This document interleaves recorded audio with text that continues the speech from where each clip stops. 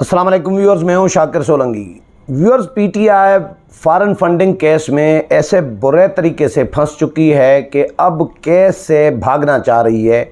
मुख्तलिफ हरबे इस्तेमाल किए जा रहे हैं कि केस डिले कराया जाए, फ़ैसला ना आए, फ़ैसले को मौखर कराने की कोशिशें की जा रही है। आज पीटीआई ने फिर एक दरख्वास्त दायर की है, पिटीशन दायर की है इलेक्शन कमीशन में कि हमारा केस का फ़ैसला जो है डिले किया जाए और नून लीग और पीपल्स पार्टी के साथ हमारा उनके केसेस के साथ जो है हमारा केस सुना जाए और फ़ैसला भी उनके साथ दिया जाए। उनसे पहले हमारे ख़िलाफ़ कोई फ़ैसला हमारे फॉरेन फंडिंग केस का न दिया जाए। ये प्रॉपरली आज दरख्वास्त दायर की गई है इलेक्शन कमीशन में कि उसमें यह भी कहा गया है कि पीटीआई के ख़िलाफ़ रोज़ाना की बुनियाद पर समाअतें हो रही हैं, लेकिन नून लीग और पीपल्स पार्टी के ख़िलाफ़ रोज़ाना की बुनियाद पर नहीं हो रही। 2022 की रवां साल की मिसाल दी गई है कि 2022 में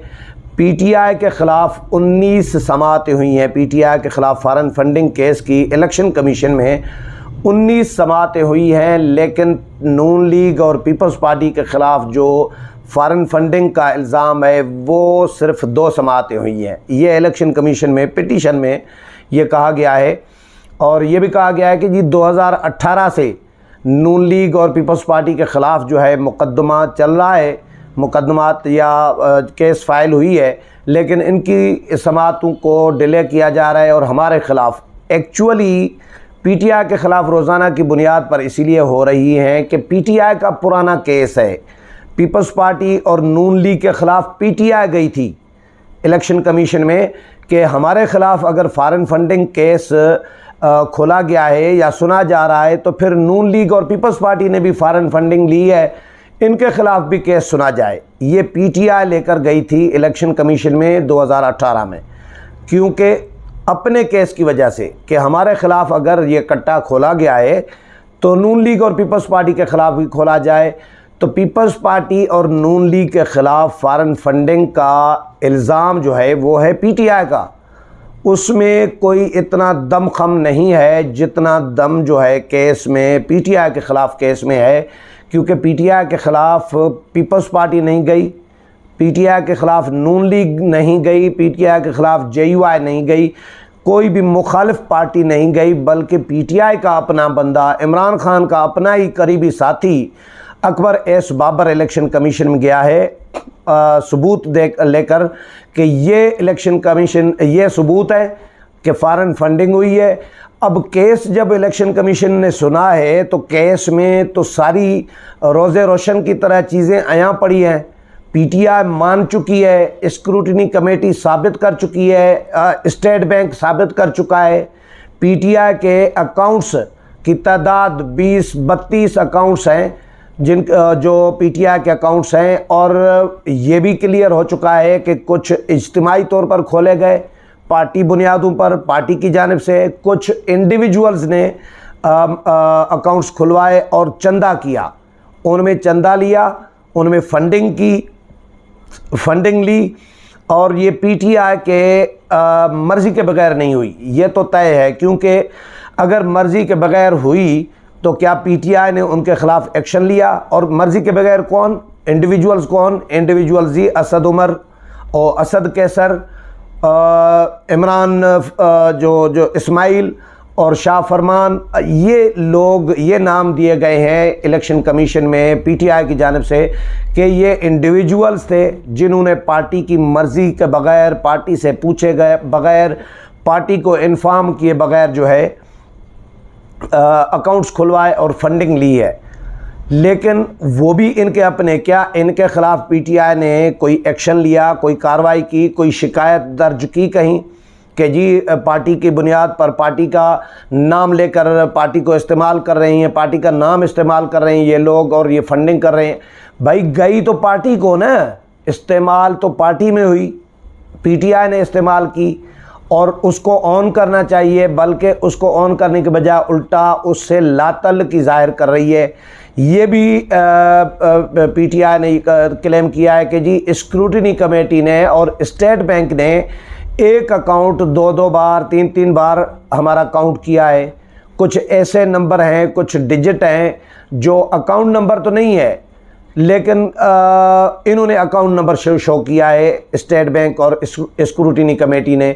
तो स्क्रूटिनी कमेटी पे भी एतमाद नहीं है, अदम एतमाद कर चुकी है PTI. State bank of Pakistan पर बदएतमादी कर चुकी है, स्क्रूटिनी कमेटी पर बदएतमादी कर चुकी है, इन पर भरोसा नहीं है। इलेक्शन कमीशन पर भरोसा नहीं है, अदालतों पे भरोसा नहीं है, सुप्रीम कोर्ट और हाई कोर्ट पे भरोसा नहीं है। इनके ख़िलाफ़ भी ये बातें करते रहे हैं। फिर इस केस को रुकवाने के लिए, केस का फ़ैसला रुकवाने के लिए इस्लामाबाद हाई कोर्ट का भी दरवाज़ा खटखटाया गया है। अभी रिसेंटली पीटीआई का केस चल रहा है इस्लामाबाद हाई कोर्ट में, और वहाँ पे भी यही दरख्वास्त इस्तदा की गई है कि जी इलेक्शन कमीशन को रोका जाए कि हमारे ख़िलाफ़ केस का फ़ैसला जल्दी न दे, क्योंकि पीटीआई के साथ नून लीग और पीपल्स पार्टी का भी केस चल रहा है। लिहाजा हम उनके साथ हमारा केस जो है सुना जाए और केस का फ़ैसला भी उनके साथ ही दिया जाए। इसमें क्या हिकमत अमली है, मुझे ये समझ में नहीं आ रही कि भाई साथ ही क्यों, आपका पहले क्यों नहीं आना चाहिए। इसमें कोई लॉजिक मुझे कोई समझाए पीटीआई का बंदा कि भाई क्यों पहले नहीं आना चाहिए। आपका केस पहले 2014 से पड़ा हुआ है, लटका हुआ है। पीटीआई के ख़िलाफ़ फॉरेन फंडिंग केस 2014 का है, तो पीपल्स पार्टी और नून लीग के ख़िलाफ़ 2018 में आए हैं, वो भी पीटीआई लेके आई है, और पीटीआई के ख़िलाफ़ इनका अपना बंदा लेके आया है। तो पीटीआई का पहले आना, 4 साल पहले आना चाहिए ना। अब पीटीआई का केस उसूली तौर पर जो मार्जिन पीटीआई शुमार कर रही है, दे रही है, तो उसके हिसाब से भी 4 साल पहले आना चाहिए। पीपल्स पार्टी और नून लीग के ख़िलाफ़ 4 साल बाद में आना चाहिए। तो ये कोई लॉजिक नहीं है। अगर आप, इसका मतलब है कि आप गिल्टी हैं, पीटीआई ये समझ रही है, वो ख़ुद भी समझ रही है, तस्लीम भी कर रही है, इनडायरेक्टली तस्लीम कर रही है इलेक्शन कमीशन में कि फ़ॉरेन फंडिंग हुई है। लेकिन ज़राए फंडिंग के क्या हैं, ममनुआ हैं, गैर ममनुआ हैं, सवाल ये है। इलेक्शन कमीशन बार बार यही पूछ रहा है, हम पूछ रहे हैं कि भाई आप ये बताएं ममनुआ फंडिंग हुई है या नहीं, लेकिन वो पीटीआई साबित नहीं कर पाई अभी तक। और अब दरख्वास्तें इस्लामाबाद हाई कोर्ट में, इलेक्शन कमीशन में ये दरख्वास्त दी जा रही है कि खुदा के वास्ते हमारा केस जो है वो पीपल्स पार्टी और नून लीग के साथ कट्ठे सुना जाए, और फैसला भी हमारे केस का जो है नून लीग और पीपल्स पार्टी के केस के साथ दिया जाए। ये अगर गिल्टी नहीं है, पीटीआई अगर गिल्टी नहीं है, नाजायज़ ज़राए से पैसे नहीं लिए, तो फिर क्यों पहले नहीं आना चाहिए। फिर पहले आने में हर्ज ही क्या है, नुकसान क्या है पीटीआई का। अगर पीटीआई गिल्टी नहीं है, पीटीआई ने कोई गैर कानूनी फंडिंग नहीं ली, तो फिर पहले फ़ैसला आने में या बाद में आने में इससे क्या फ़र्क पड़ता है, ये समझ में नहीं आ रहा। इसीलिए दरख्वास्तें दी जा रही है क्योंकि पीटीआई समझ रही है कि केस का फ़ैसला हमारे ख़िलाफ़ आ रहा है, क्योंकि इन्होंने इतने सारे अकाउंट्स, 30 के करीब अकाउंट्स खुलवाए, कुछ अकाउंट्स छुपाए भी, कुछ ज़ाहिर भी नहीं किए। जब स्टेट बैंक ने सारा कच्चा चिट्ठा खोल के रख दिया, तो फिर पीटीआई ने कुछ उसमें से माना कि नहीं जी ये हमारे हैं, ये इंडिविजुअल्स ने खुलवाए थे, हमने नहीं खुलवाए थे। तो ये पीटीआई का एक बड़ा एक पिंडोरा बॉक्स है पीटीआई के ख़िलाफ़ फॉरेन फंडिंग केस का। लेकिन पीटीआई इससे पहले भी दरख्वास्तें देती रही है कि जी केस को डिले किया जाए। कभी उस अदालत में ले जाती है, कभी किसी अदालत में ले जाती है, कभी इलेक्शन कमीशन में वापस आ जाती है, कभी हाई कोर्ट में, कभी किसी और अदालत में। तो ये इस तरह घुमा रही है पीटीआई अपने केस को, ताकि केस जितना हो सके इसको डिले किया जा सके। केस का फ़ैसला election commissioner, chief election commissioner कह चुके हैं कि हम मज़ीद टाइम ज़ाया नहीं करना चाहते, केस का फ़ैसला जल्द हमने सुनाना है। अब केस तकरीबन कंप्लीट हो चुका है, समाअतें हो चुकी हैं, दलाइल मुकम्मल हो चुके हैं। ये पहले तो वकील चेंज करते रहे कि एक वकील केस को फाइनलाइज करने वाला था तो वकील चेंज कर दिया, फिर के दूसरा वकील केस को फाइनलाइजेशन की तरफ पहुंचाने वाला था तो फिर वकील चेंज कर दिया। इस तरह मुतअद्दिद बार कई वकला चेंज किए गए हैं, लीगल टीमें चेंज की गई हैं, ताकि केस असरे नो फिर से केस की समाअत शुरू हो, नए सिरे से सुना जाए। तो ये इस तरह भी डिले कराती रही है पीटीआई, लेकिन चीफ इलेक्शन कमिश्नर ने कहा है कि मज़ीद डिले नहीं करेंगे। अब जब अनवर मंसूर जो हैं वकील पीटीआई के, वो अपने दलाइल दे चुके हैं, उनके जो फिनंशियल एक्सपर्ट हैं पीटीआई के नजम शाह, वो कंपैरिजन मुवाजना जो है वो दे चुके हैं स्टेट बैंक का, और जो पीटीआई का मौक़िफ़ है या स्क्रूटनी कमेटी का मौक़िफ़ है ये, या जो ग्राउंड रियलिटीज़ हैं, वो सारा मौक़िफ़ दे चुका है, कंप्लीट हो चुका है। अब केस का फैसले की तरफ मामला जा रहा है। तो फिर इस्लामाबाद हाई कोर्ट का भी दरवाज़ा खटखटा दिया कि इलेक्शन कमीशन को रोका जाए।